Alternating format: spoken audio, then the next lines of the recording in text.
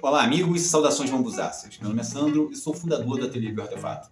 Hoje nós vamos abordar um assunto que vem sendo questionado recorrentemente em nossas redes sociais, que é a questão do tratamento do bambu. Qual é o tratamento do bambu que nós aplicamos para a produção, por exemplo, do copinho e em outras atividades, para sua aplicação em outras atividades? Bom, eu costumo criar a seguinte analogia para que as pessoas possam compreender na totalidade a importância e a diferenciação do tipo de tratamento para a aplicação que você vai dar ao bambu. Por exemplo, quando se leva em consideração a madeira, vamos criar aqui uma analogia entre a madeira e o bambu. Para que se trata geralmente a madeira? Os tratamentos aplicados à madeira são aplicados com que objetivo? Geralmente para preservar a madeira quando ela é exposta ao tempo, a madeira vai ficar exposta ao tempo, num pergolato, numa varanda. Qual é o tipo de tratamento que se aplica à madeira para esses fins? Você vai ter que aplicar, geralmente, algum tipo de tratamento pesticida para evitar, por exemplo, o ataque de cupim. Você vai ter que aplicar algum tipo de resina para impermeabilizar a madeira, para proteger ela da chuva, da ação do sol, do vento. Então, esse tipo de tratamento, a madeira, é ideal para a aplicação da madeira nessas circunstâncias. Entretanto, se você, por exemplo, for produzir com a madeira um produto que vai ser utilizado, por exemplo, como uma colher de pau, utilizado no manuseio de alimentos, você não vai poder aplicar nele, na colher de pau, resina, nem vernizes, não é verdade? Por quê? Porque essas substâncias são tóxicas e no manuseio dos alimentos ela vai intoxicar e envenenar os alimentos. Bom, a mesma situação se aplica para o bambu. Por exemplo, nós já tivemos oportunidade de participar de inúmeras capacitações, para, por exemplo, bioconstrução. Eu já tive a oportunidade de viver numa ecovila, onde nós trabalhamos com bioconstrução, e ali nós tivemos a oportunidade de aplicar muitos tratamentos diferentes para o bambu. Tive a oportunidade de participar de capacitações no IPEMA, que é o Instituto de Permacultura da Mata Atlântica, lá em Ubatuba, em São Paulo, onde eu tive a oportunidade de participar de um curso de bioconstrução muito legal, que enriqueceu muito meu conhecimento em relação à bioconstrução. Bom, nesses casos, se você vai aplicar o bambu como matéria-prima para a bioconstrução, essa analogia que eu criei entre a madeira e o bambu, ela é muito bem aplicada. Porque você vai, se você vai utilizar o bambu, por exemplo, o bambu Dendrocalum aspera, se você vai utilizar ele para a bioconstrução, onde você vai ter que construir uma vivenda, uma casa com o bambu, você vai ter que proteger e imunizar o bambu contra o ataque de pragas como cupim, broca, bem como imunizar o bambu para se suportar a umidade, a chuva, o sol.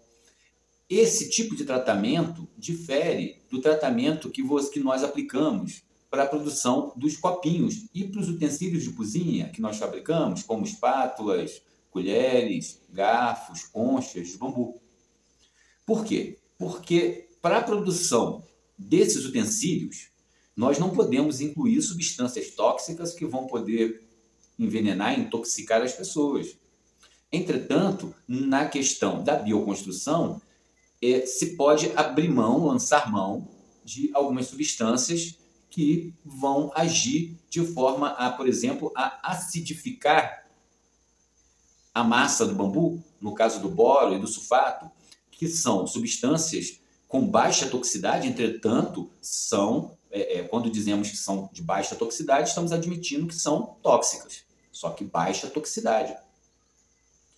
Qual o objetivo da aplicação dessas substâncias químicas?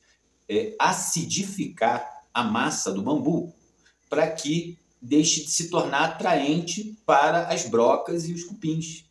A partir do momento que a massa do bambu está acidificada, né, o amido que se encontra aqui dentro, porque quando algumas pessoas nos questionam, mas se eu colher na lua minguante, no inverno, nos meses sem R, eu não vou conseguir um bambu com baixo percentual de amido?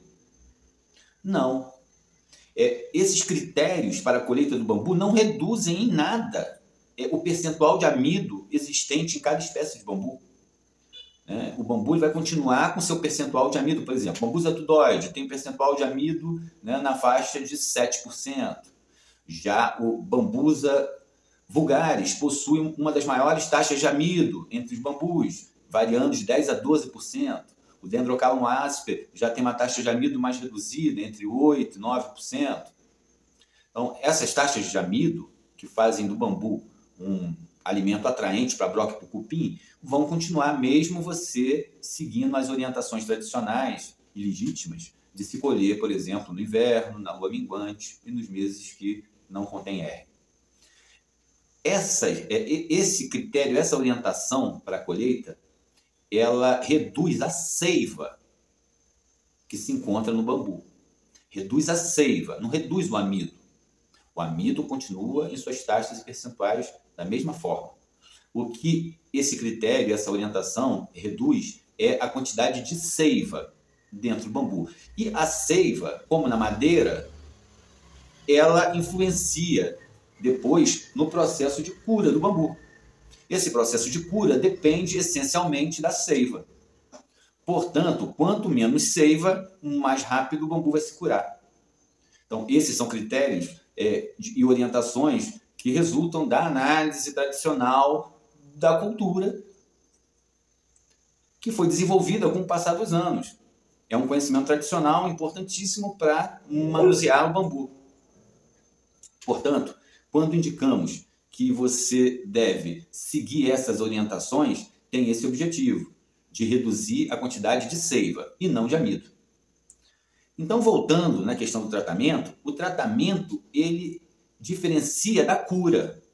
A cura ela é o processo de desidratação do bambu, aonde ele vai perder a seiva, como na madeira, né? A madeira curada é a madeira que já está seca. Mesma coisa o bambu. O bambu curado é o bambu já sem seiva. Agora, o tratamento ele tem um outro objetivo, que é imunizar o bambu. E o tratamento ele tem, geralmente, essas especificidades.